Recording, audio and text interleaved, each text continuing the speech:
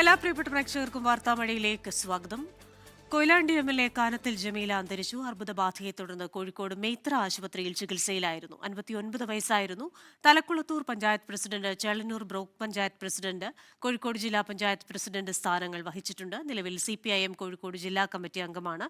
മലബാറിലെ ആദ്യ മുസ്ലിം വനിതാ MLA ആണ്. കാനത്തിൽ ജമീലയുടെ അപ്രതീക്ഷിത വിയോഗത്തിൽ മുഖ്യമന്ത്രി പിണറായി വിജയൻ അനുശോചനം രേഖപ്പെടുത്തി. ഖബറടക്കം ചൊവ്വാഴ്ച നടക്കും.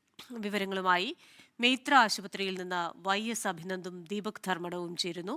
ആദ്യം ദീപക് ധർമ്മടത്തിലേക്കാണ്.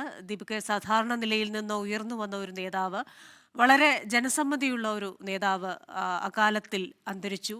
ആശുപത്രിയിൽ നിന്നുള്ള വിവരങ്ങൾ, ഏതൊക്കെ നേതാക്കൾ അവിടെ എത്തിച്ചേരുന്നുണ്ട്? 59 വയസ്സ് മാത്രം പ്രായമുള്ളപ്പോഴാണ് അർബുദത്തോട് പോരാടി ഒടുവിൽ ഇപ്പോൾ കാനത്തിൽ ജമീല വിടവാങ്ങിയിരിക്കുന്നത്. കാനത്തിൽ ജമീലയുടെ സംസ്കാരം ചൊവ്വാഴ്ചയായിരിക്കും നടക്കുക. മകൻ അമേരിക്കയിൽ നിന്നും എത്തണം. അതുകൊണ്ട് മകന് മൃതദേഹം കാണേണ്ടതുകൊണ്ട് അതുവരെ മൃതദേഹം മോർച്ചറിയിൽ സൂക്ഷിക്കുകയും ചൊവ്വാഴ്ച കാലത്ത് മൃതദേഹം ആശുപത്രിയിൽ നിന്നും ആദ്യം പോവുക CPIM-ന്റെ കോഴിക്കോട് ജില്ലാ കമ്മിറ്റി ഓഫീസിലേക്കാണ്. അവിടെ പൊതുദർശനത്തിന് വയ്ക്കും. അതിനുശേഷം സ്വന്തം തട്ടകമായ മണ്ഡലമായ കൊയിലാണ്ടിയിലേക്ക് കൊണ്ടുപോകും.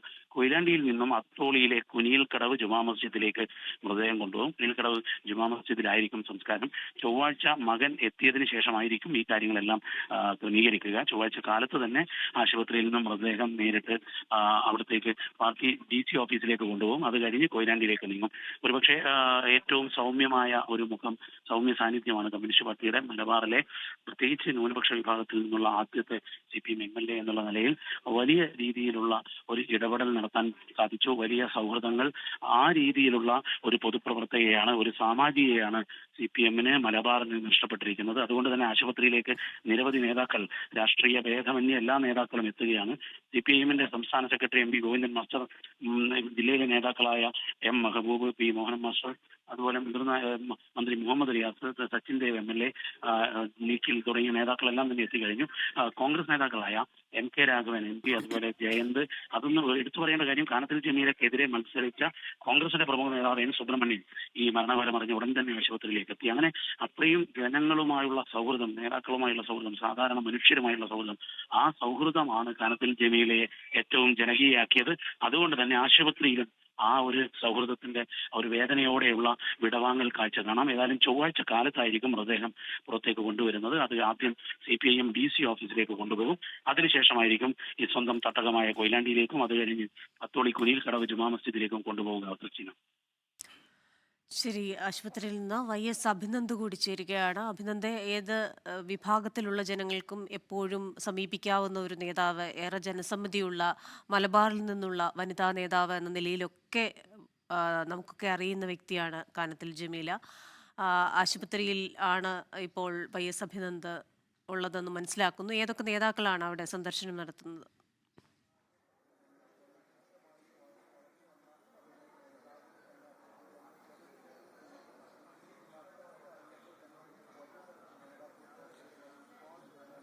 കൃഷ്ണ, ഇപ്പോഴും ഇവിടെ നേതാക്കൾ വന്നുകൊണ്ടിരിക്കുകയാണ്. CPIM സംസ്ഥാന സെക്രട്ടറി MV ഗോവിന്ദൻ അല്പസമയം മുൻപാണ് ഇവിടെ എത്തിയത്. അദ്ദേഹം നാളെ കോഴിക്കോട് ജില്ലയിൽ പല പരിപാടികളായിട്ട് സജീവമായിരുന്നു. ഇപ്പോൾ അദ്ദേഹത്തിന്റെ എല്ലാ പരിപാടികളും, പൊതുപരിപാടികളും മാറ്റിവെച്ചതായിട്ടുള്ള ഒരു അറിയിപ്പ് കൂടി പുറത്തുവരുന്നുണ്ട്. സംസ്കാരം ചൊവ്വാഴ്ചയാണെന്നാണ് ഈ നേതാക്കളടക്കം വ്യക്തമാക്കുന്നത്. CPM-ന്റെ ജില്ലാ നേതാക്കൾ ആദ്യം ഇവിടെ എത്തിയത് M മെഹബൂബും ഒപ്പം തന്നെ ജില്ലാ സെക്രട്ടേറിയറ്റ് അംഗവുമായിട്ടുള്ള KK ലതികയാണ്. അവരോടൊക്കെ നമ്മൾ പ്രതികരണം ആരാഞ്ഞപ്പോൾ ഇപ്പോൾ അവർക്ക് സഹിക്കാൻ കഴിയുന്നില്ല എന്നൊക്കെ ഇതിലുള്ള വൈകാരികമായിട്ടുള്ള പ്രതികരണമാണ് ആദ്യഘട്ടത്തിൽ നടത്തിയത്. ഈ കാനത്തിൽ ജമീലയുടെ രാഷ്ട്രീയ ജീവിതത്തിലേക്ക് നമ്മൾ കടന്നു വരികയാണെങ്കിൽ ത്രിതല പഞ്ചായത്ത് സംവിധാനങ്ങളിലൂടെയാണ് കൃത്യമായി കാനത്തിൽ ജമീല നിയമസഭ വരെ എത്തിയത്. ഓരോ ഗ്രാമപഞ്ചായത്തിന്റെ അംഗമായി ആദ്യം എത്തുന്നു. പിന്നീട് ആദ്യം കുടുംബശ്രീ പ്രവർത്തനത്തിലൂടെയാണ് ഗ്രാമപഞ്ചായത്ത് അംഗമാകുന്നത്. പിന്നീട് ഗ്രാമപഞ്ചായത്ത് പ്രസിഡന്റ് ആകുന്നു.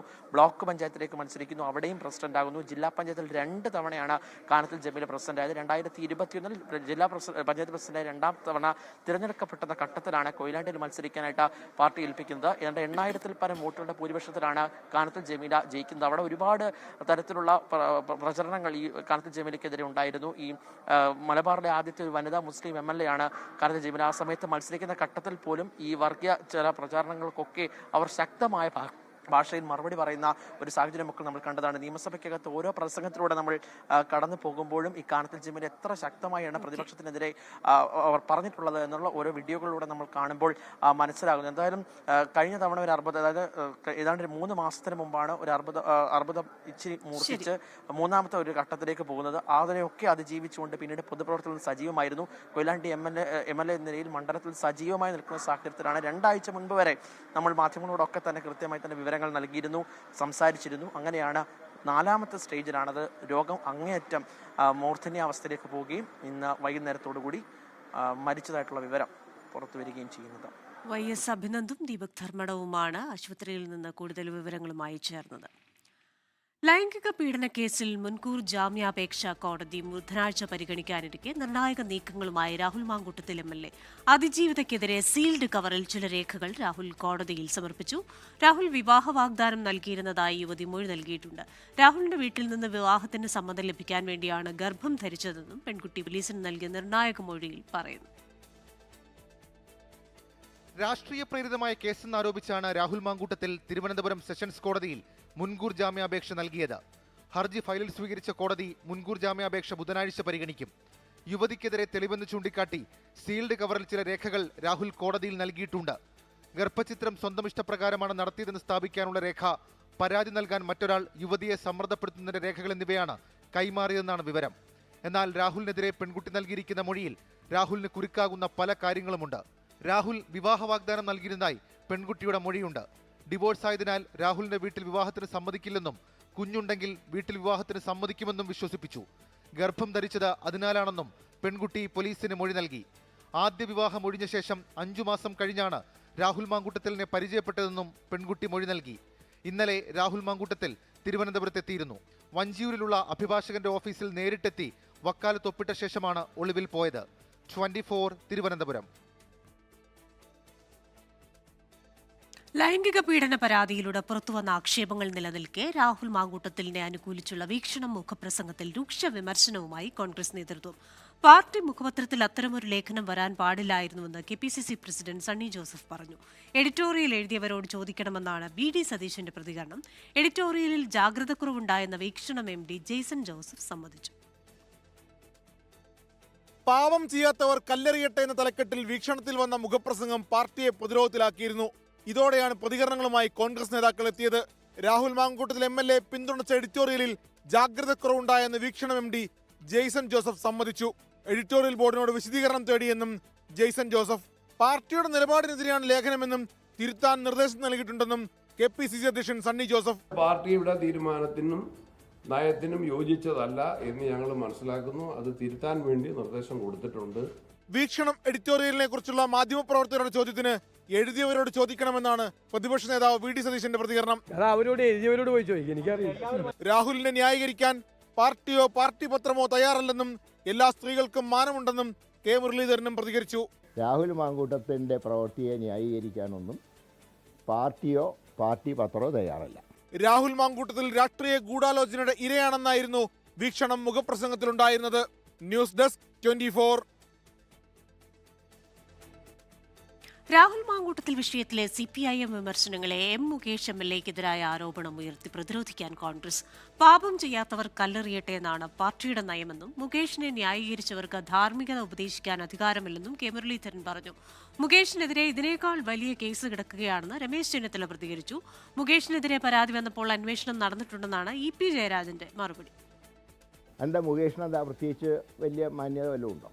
രണ്ടും ചെയ്ത പ്രവൃത്തി ഒന്നും തന്നെയാണ്. രണ്ടും സ്ത്രീകളുടെ മേലെയുള്ള കളി ആര് കളിച്ചാലും ശരിയല്ല. അത് മുകേഷാണെങ്കിലും മാങ്കൂട്ടാണെങ്കിലും. പാർട്ടി എന്ന നിലയിൽ ഈ സംഭവം ഉണ്ടായപ്പോൾ ശക്തമായ നടപടി സ്വീകരിച്ചു. അപ്പുറത്തെ മുകേഷിന്റെ പേരിൽ ഇതിനേക്കാൾ വലിയ കേസ് കിടക്കുക. പാർട്ടി സസ്പെൻഡ് ചെയ്തോ, നടപടിയെടുത്തോ? സിനിമയുടെ രംഗവും വേറെയാണ്. ഇപ്പോൾ എന്തിനാണ് ആ വാദം ഉന്നയിക്കുന്നത്? എന്തിനാ ഈ കുറ്റവാളിയെ രക്ഷിക്കാൻ പുറപ്പെടുന്നത്? ഇപ്പോൾ ഉന്നയിക്കുന്നത് എന്തിനു വേണ്ടിയാണ്? അത് ആ ഘട്ടത്തിൽ ഉന്നയിച്ചിട്ടുണ്ട്. അതിന്റെ നടപടികൾ അതിന്റെ വഴിക്ക് പോയിട്ടുണ്ട്. രാഹുൽ മാങ്കൂട്ടത്തിൽ വിഷയത്തിൽ BJP CPIM ഗൂഢാലോചനയെന്ന മുൻകൂർ ജാമ്യാപേക്ഷയിലെ ആരോപണം തള്ളി BJP CPIM നേതാക്കൾ. BJPയെ അനാവശ്യമായാണ് വിഷയത്തിലേക്ക് വലിച്ചിഴയ്ക്കുന്നതെന്ന് സംസ്ഥാന അധ്യക്ഷൻ രാജീവ് ചന്ദ്രശേഖർ പറഞ്ഞു. കോൺഗ്രസിന്റെ മൂല്യത്തകർച്ചയാണ് രാഹുൽ വിഷയത്തിൽ പ്രകടമാകുന്നതെന്ന് മുതിർന്ന CPIM നേതാവ് EP ജയരാജനും പ്രതികരിച്ചു. പരാതിക്കാരിയുടെ BJP ബന്ധം ചൂണ്ടിക്കാട്ടി BJP CPIM ഗൂഢാലോചന എന്ന വാദമാണ് രാഹുൽ മാങ്കൂട്ടത്തിൽ മുൻകൂർ ജാമ്യാപേക്ഷയിൽ ഉന്നയിച്ചത്. എന്നാൽ ആരോപണം ശ്രദ്ധ തിരിക്കാനെന്നാണ് BJP സംസ്ഥാന അധ്യക്ഷൻ രാജീവ് ചന്ദ്രശേഖർ പറയുന്നത്. അതിജീവിതയ്ക്ക് BJP ബന്ധമില്ലെന്ന് C കൃഷ്ണകുമാറും പ്രതികരിച്ചു. ഇതെങ്ങനെയാണ് BJP CPMന്റെ ഒരു ഗൂഢാലോചന? ആരെയാണ് വിഡ്ഢിയാക്കുന്നത്? ഇവര് വിചാരിക്കുന്ന എന്താണ്? ജനങ്ങളെല്ലാവരും പൊട്ടന്മാരാണെന്നോ? ഇപ്പോൾ ദുർബലമായിട്ടുള്ള ഇത്തരം വിഷയങ്ങൾ ഉയർത്തിക്കൊണ്ടുവന്ന് താൻ നിരപരാധിയാണെന്ന് തെളിയിക്കാനുള്ള ശ്രമമൊന്നും രാഹുൽ നടത്തേണ്ട. BJP CPIM രാഷ്ട്രീയം പറഞ്ഞ് ക്രൈമിനെ ഇല്ലാതാക്കാൻ ശ്രമിച്ചിട്ട് കാര്യമില്ലെന്ന് CPM നേതാവ് NN കൃഷ്ണദാസ്. രാഹുൽ മാങ്കൂട്ടത്തിൽ വിഷയത്തിൽ ശരിയായ നിലപാട് സ്വീകരിക്കാൻ കോൺഗ്രസ് നേതൃത്വത്തിന് സാധിച്ചില്ലെന്ന് CPIM നേതാവ് EP ജയരാജൻ വിമർശിച്ചു. രാഷ്ട്രീയം പറഞ്ഞ് ഒരു ക്രൈമിനെ മറച്ചു വെക്കാൻ ആർക്കെങ്കിലും സാധിക്കുമോ? അധപ്പതിച്ച ഒരു നിലപാടാണ്. എങ്ങനെയാണ് കോൺഗ്രസ് പാർട്ടിക്ക് അതിനെ ന്യായീകരിക്കാൻ സാധിക്കുന്നത്? കോൺഗ്രസിൽ ഇത്രമാത്രം തകർന്നു കഴിഞ്ഞു എന്നുള്ളതിന്റെ തെളിവാണത്. വിവാദങ്ങൾക്കിടെ രാഹുലിന്റെ ഔദ്യോഗിക വാഹനം ഇന്ന് MLA ഓഫീസിൽ നിന്ന് മാറ്റി. രാഹുൽ മണ്ഡലത്തിൽ തിരിച്ചെത്തിയ ശേഷം മതി പ്രതിഷേധമെന്ന നിലപാടിലാണ് യുവജന സംഘടനകൾ. 24 പാലക്കാട്. CPIM സംസ്ഥാന സെക്രട്ടറി MV ഗോവിന്ദൻ ആശുപത്രിയിൽ എത്തിയതിനു ശേഷം ഇപ്പോൾ മാധ്യമങ്ങളെ കാണുകയാണ്. തത്സമയ ദൃശ്യങ്ങൾ. ഗൾഫ് നാടുകളിലൊക്കെ ജോലി ചെയ്യുന്നവരാണ്. ഗൾഫിൽ ജോലി ചെയ്യുമ്പോൾ അവിടെയുള്ള കൂട്ടായ്മയിൽ ഞങ്ങൾക്ക് ഞങ്ങളുടെ MLA പരിപാടിയിൽ പങ്കെടുപ്പിക്കാൻ അനുവദിക്കണമെന്ന് പറഞ്ഞുകൊണ്ട് പാർട്ടി സംസ്ഥാന സെൻറ്ററിലേക്ക് എഴുതുന്ന നിരവധി കത്തുകളിൽ അവരെല്ലാം ആവശ്യപ്പെട്ടുകൊണ്ടിരുന്നത് സഖാവ് ജമീലയെ പരിപാടിക്ക് അയക്കണം എന്നായിരുന്നു. പാർട്ടി സംസ്ഥാന കമ്മിറ്റി തന്നെ ജമീലക്ക് അത്തരത്തിലുള്ള പരിപാടികളിൽ പോകാൻ അനുവാദം നൽകുന്ന നിലയും സ്വീകരിച്ചിട്ടുണ്ട്. കേരളത്തിനകത്തും പുറത്തും പാർട്ടിയെ സ്നേഹിക്കുന്ന, പാർട്ടിയുമായിട്ട് ബന്ധപ്പെട്ട് നിൽക്കുന്നവർ മാത്രമല്ല, അല്ലാത്ത ഒരു വലിയ ജനവിഭാഗം സഖാവ് ജമീലയുടെ ജീവിതത്തെയും പ്രവർത്തനത്തെയും രാഷ്ട്രീയത്തെയും ബഹുമാനിക്കുന്നവരായിട്ടുണ്ട് എന്ന് നമുക്ക് കാണാൻ കഴിയും. കക്ഷി രാഷ്ട്രീയത്തിന് അതീതമായിട്ട് ആ രീതിയിൽ ഒരു ജീവിതകാലം മുഴുവൻ 59ാമത്തെ വയസ്സിൽ നമ്മെ വിട്ടുപിരിയുമ്പോൾ അന്തരിച്ച കാനത്തിൽ ജമീല MLA സന്ദർശിക്കാൻ ആശുപത്രിയിലെത്തിയതിനു ശേഷം CPIM സംസ്ഥാന സെക്രട്ടറി MV ഗോവിന്ദൻ മാധ്യമങ്ങളെ കാണുകയായിരുന്നു. മറ്റൊരു വാർത്തയിലേക്ക്. ഇന്ന് പുലർച്ചെയാണ് ഡിറ്റ്വ ചുഴലിക്കാറ്റ് ശ്രീലങ്കൻ തീരം തൊട്ടത്. ചുഴലിക്കാറ്റിനെ തുടർന്നുണ്ടായ ശക്തമായ മഴയിലും പ്രളയത്തിലും ഭൂചലനത്തിലും 130-ലധികം പേർ മരിച്ചെന്നാണ് കണക്ക്. ദുരിതാശ്വാസ സാമഗ്രികളുമായി ഇന്ത്യയുടെ നാവികസേനാ കപ്പലുകളും വ്യോമസേനാ വിമാനവും ശ്രീലങ്കയിലെത്തി. ശ്രീലങ്കയിലെ 25 ജില്ലകളിൽ 20ഇടത്തും ചുഴലിക്കാറ്റ് നാശം വിതച്ചു. തലസ്ഥാനമായ കൊളംബോ പ്രളയത്തിൽ ദുരന്തഭൂമിയായി മാറി. കെലാനി ഉൾപ്പെടെയുള്ള നിരവധി നദികൾ കരകവിഞ്ഞൊഴുകിയത് ദുരന്തത്തിന്റെ ആഘാതം വർദ്ധിപ്പിച്ചു.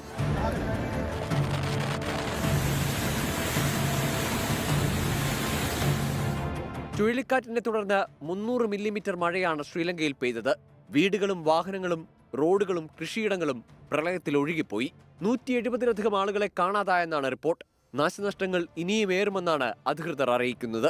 വലിയ വനസമ്പത്തും കൃഷിയുമുള്ള ശ്രീലങ്കയിൽ നാശനഷ്ടങ്ങൾ ഇപ്പോഴും കൃത്യമായി കണക്കാക്കാൻ സാധിച്ചിട്ടില്ല.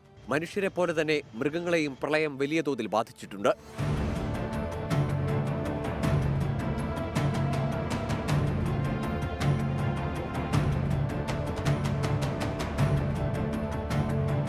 ശ്രീലങ്കയ്ക്ക് ദുരിതാശ്വാസ സഹായവുമായി ഇന്ത്യയുടെ എയർഫോഴ്സ് വിമാനങ്ങളും നാവികസേന കപ്പലുകളും എത്തി. ഓപ്പറേഷൻ സാഗർ ബന്ധു എന്ന് പേരിട്ടിരിക്കുന്ന ദുരിതാശ്വാസ പ്രവർത്തനത്തിന്റെ ഭാഗമായി 27 ടൺ സാധനങ്ങളാണ് ഇന്ത്യ ശ്രീലങ്കയിൽ എത്തിച്ചത്.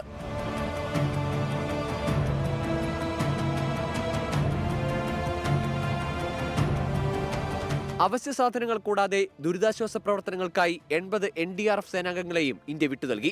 അപകട വാർത്ത പുറത്തു വന്നപ്പോൾ തന്നെ പ്രധാനമന്ത്രി നരേന്ദ്രമോദി ദുരന്തത്തിൽ അനുശോചനമറിയിച്ച് രംഗത്തെത്തിയിരുന്നു.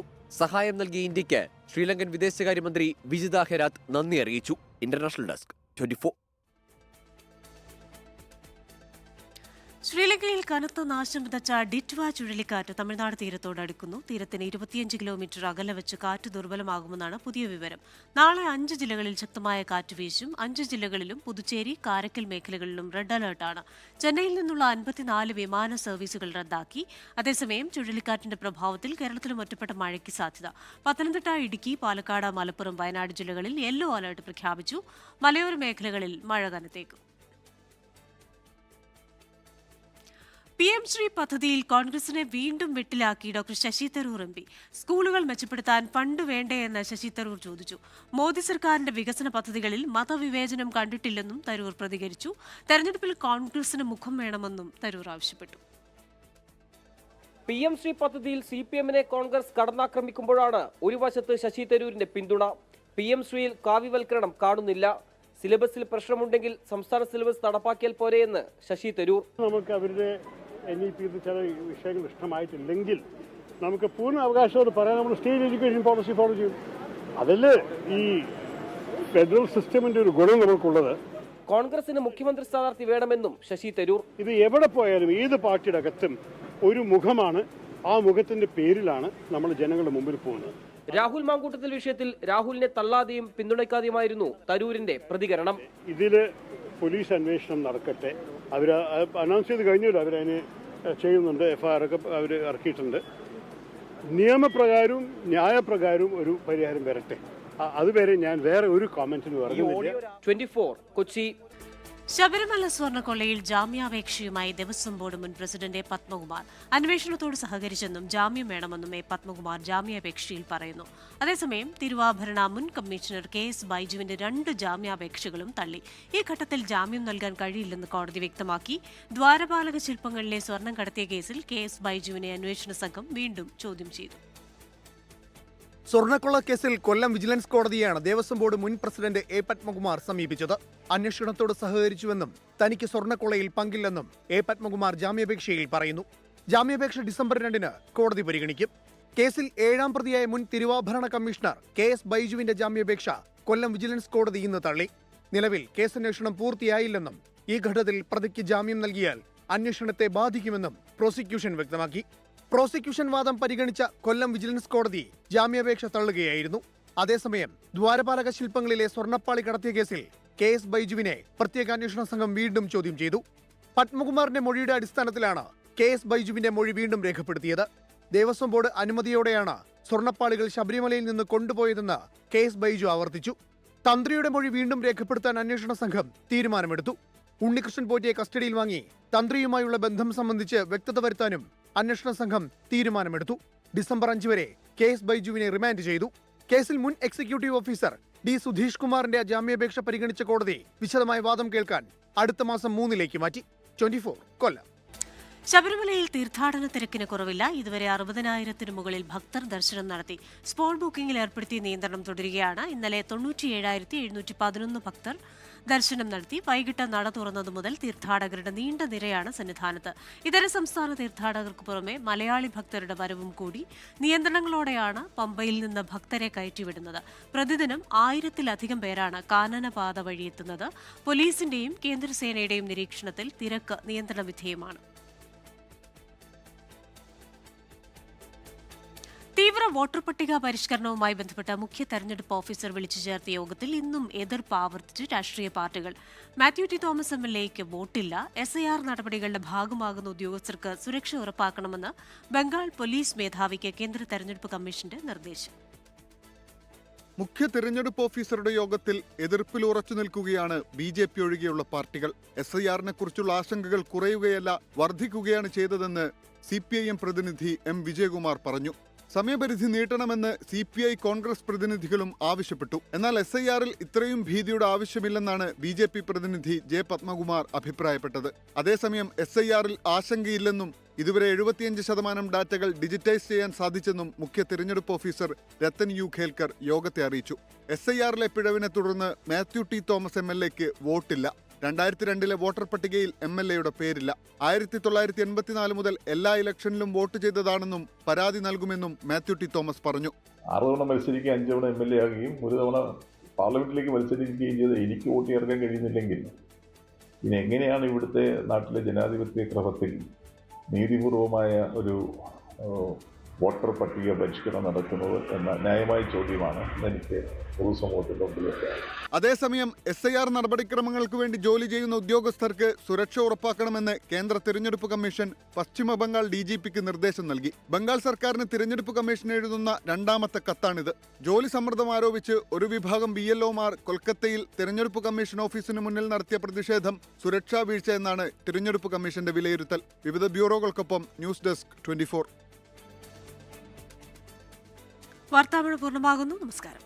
ലോകത്തെവിടെയായാലും ഏത് സമയത്തും 24 വാർത്തകളും ഓഗ്മെന്റഡ് റിയാലിറ്റി പാക്കേജുകളും എക്സ്പ്ലെയിനറുകളും വിശദമായി കാണാൻ ഞങ്ങളുടെ യൂട്യൂബ് ചാനൽ നിങ്ങൾക്ക് സബ്സ്ക്രൈബ് ചെയ്യാം.